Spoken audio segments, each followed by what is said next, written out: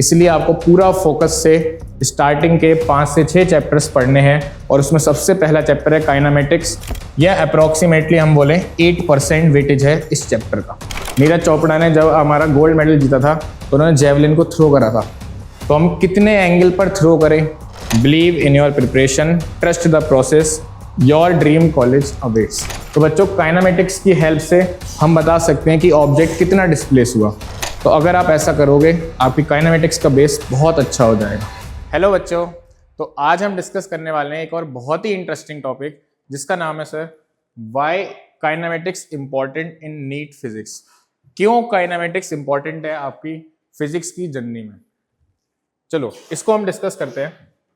सबसे पहले बच्चों एक लाइन आती है, मास्टर काइनेमेटिक्स मास्टर फिजिक्स।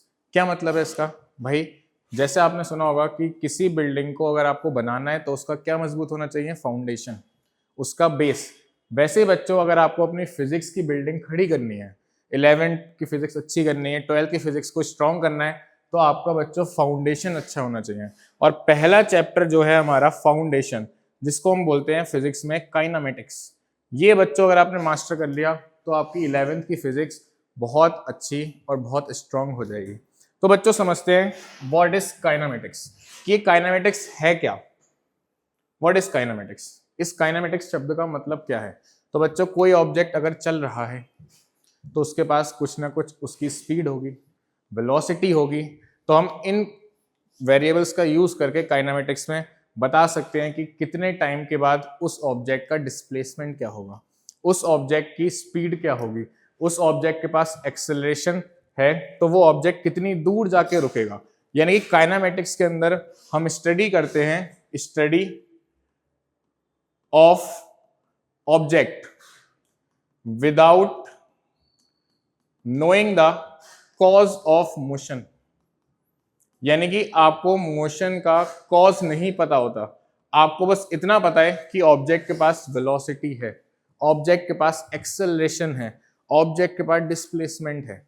आप इन चीजों का स्टडी करके उसको एनालाइज करते हो, तब आप बता पाते हो कि ऑब्जेक्ट कितनी दूर जाके रुकेगा।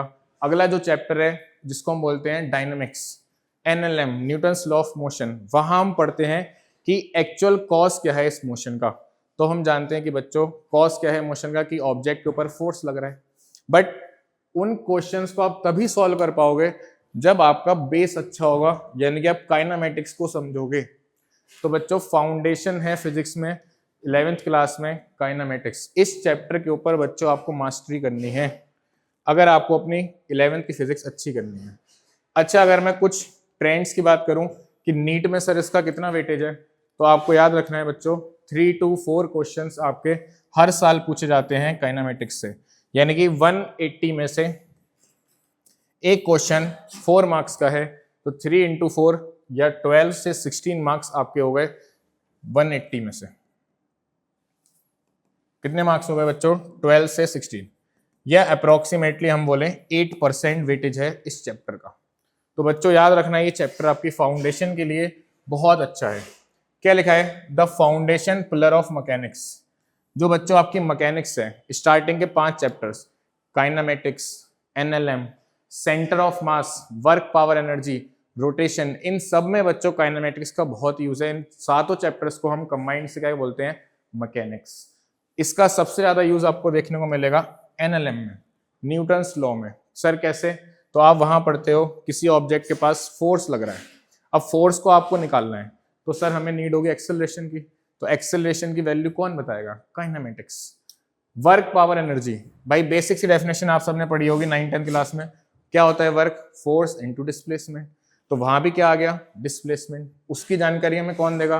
काइनेमेटिक्स। तो बच्चों काइनेमेटिक्स की हेल्प से हम बता सकते हैं कि ऑब्जेक्ट कितना डिस्प्लेस हुआ, तो ऑब्जेक्ट का वर्क कितना होगा, उस ऑब्जेक्ट पे उस फोर्स का वर्क क्या होगा। तो वो निकालने के लिए भी आपको बच्चों काइनेमेटिक्स की नीड है।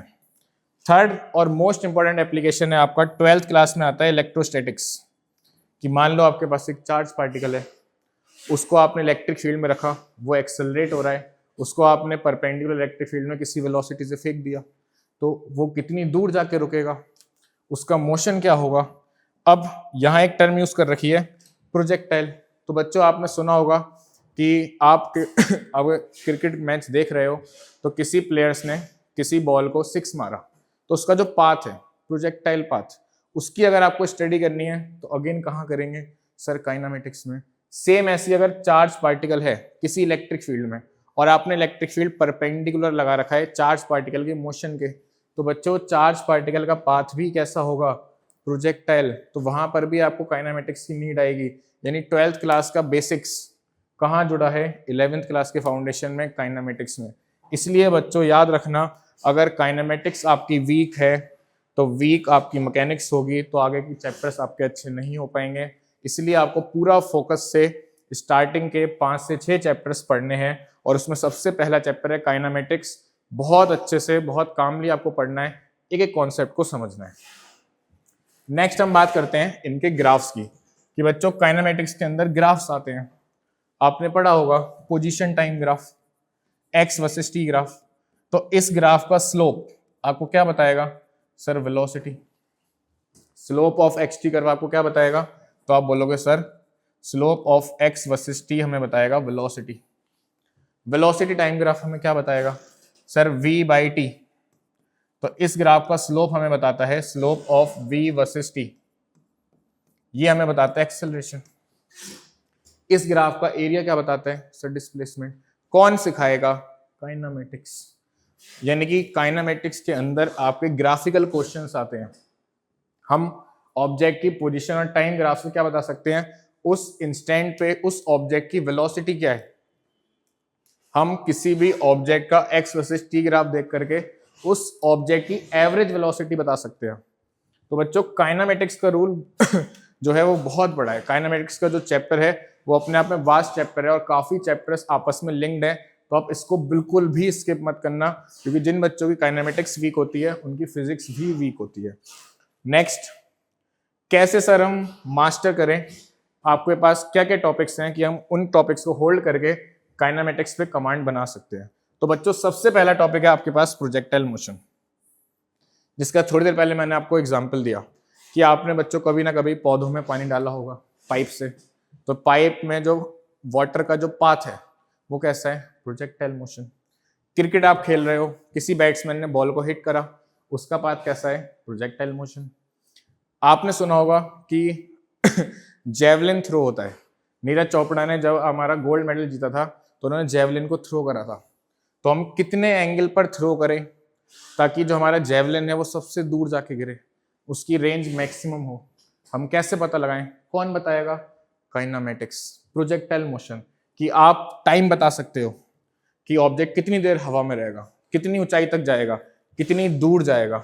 ये सब आपको मास्टरी करनी है प्रोजेक्टाइल मोशन पे। तो अगर आपका प्रोजेक्टाइल मोशन अच्छा है तो आप इस टाइप के क्वेश्चंस के आंसर विद इन 30 सेकंड या 40 सेकंड्स दे सकते हो। दूसरा जो मेजर टॉपिक आता है इसमें काइनामेटिक्स में, relative motion, most important tool.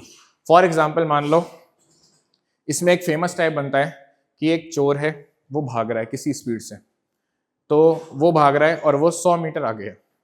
अब पुलिस को पता चला तो पुलिस ने उसका पीछा करना स्टार्ट करा। अब वो 100 मीटर का गैप है तो पुलिस के पास दे देगा वो एक्सेलरेशन। तो आपसे पूछेगा कि पुलिस के पास एक्सेलरेशन है 20 मीटर पर सेकंड स्क्वायर और चोर 10 मीटर पर सेकंड स्क्वायर, चोर जो है वो 10 मीटर पर सेकंड से दौड़ रहा है, तो बताओ पुलिस कितनी देर में चोर को पकड़ लेगा?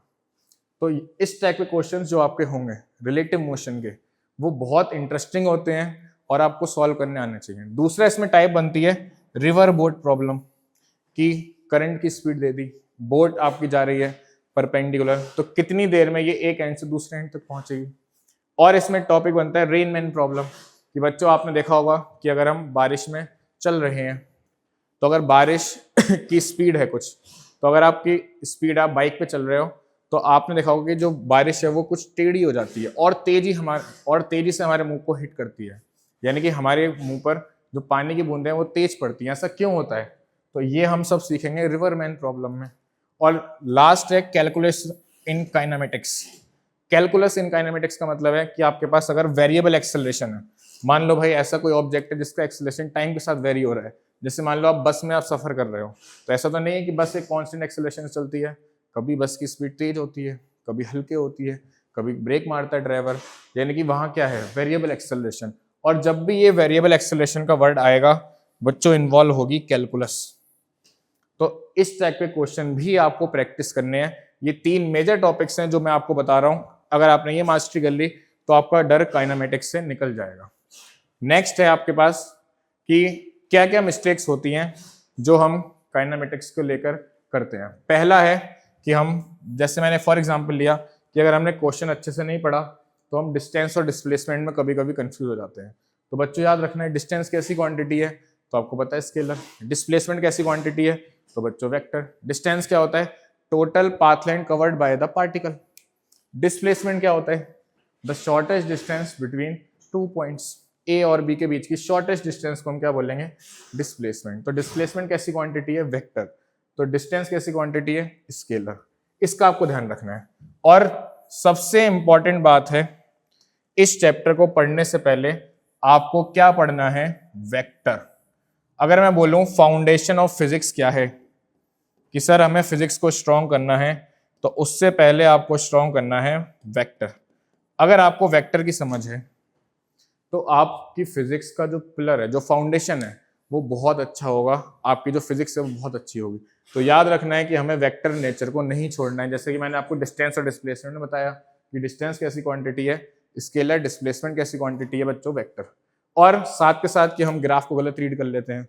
हमने पढ़ा भाई एक्सटी ग्राफ और उसका ग्राफ का स्लोप हमें बताता है वेलोसिटी, और आपने कर दिया सर एक्सेलरेशन वीटी ग्राफ का जो कर्व है वो आपको बता रहा है डिस्प्लेसमेंट। नहीं, इसका जो स्लोप है वो क्या बताएगा, सर एक्सेलरेशन। तो ऐसी जो छोटी छोटी मिस्टेक्स हैं वो आपको अवॉइड करनी है, उसको आपको नहीं करना है। हाँ भाई, ये हमारा कुछ ब्लूप्रिंट है जो आपको देखना है। क्या कि सबसे पहले आपको हर प्रॉब्लम को विजुलाइज करना है, उसको समझना है कि वो प्रॉब्लम कह रही है, उसको समझना है। दूसरा स्टेप है कि वेक्टर्स पे मास्टरी करनी है। जैसा कि मैंने आपको बताया, आपको कोई भी क्वेश्चन मिलेगा उसका डायग्राम बनाना है, वो जो क्वेश्चन कह रहा है उसमें गिवन क्या है वो लिखो, क्या निकालना है उसको लिखो, और फिर वेक्टर की मास्टरी करो। फिर क्या लिखा है, conquer variable acceleration. Variable acceleration वाले जितने भी क्वेश्चंस हैं वो कर लेना बच्चों, बहुत इंपॉर्टेंट है। और फिर आपको डेली प्रॉब्लम सॉल्व करनी है। हमेशा याद रखना कि practice makes a man perfect, यानी कि आपको डेली प्रैक्टिस करनी है। कितने मिनट, सर हार्डली 10 मिनट कर लो डेली। एक्सटी और वीटी ग्राफ आपका कभी गलत नहीं होगा, क्योंकि आपसे ग्राफ में क्वेश्चंस बहुत सारे पूछे जाते हैं। तो वही आपका लिखा है कि आपका क्या प्लान होना चाहिए। तो मैंने यहाँ पे कुछ बेसिक सा लिखा है, आप इसको अपने अकॉर्डिंग, अपनी कैपेसिटी के अकॉर्डिंग बढ़ा सकते हो, घटा सकते हो। 5 क्वेश्चन प्रोजेक्टाइल के ले लिए, 3-4 क्वेश्चन हमने डेली ग्राफ के ले लिए। हमने इन कॉन्सेप्ट को रिवाइज कर लिया जो हमारे वेक्टर्स है, और हमने प्रीवियस ईयर क्वेश्चंस लगाए। प्रीवियस ईयर क्वेश्चन बच्चों मोस्ट इंपॉर्टेंट है। PYQ में किस तरह के क्वेश्चंस पूछे गए आप उसको सॉल्व करो। तो अगर आप ऐसा करोगे आपकी काइनेमेटिक्स का बेस बहुत अच्छा हो जाएगा। और फिर लास्ट में मैं आपसे बस एक लाइन बोलूंगा, believe in your preparation, trust the process, your dream college awaits. Thank you very much.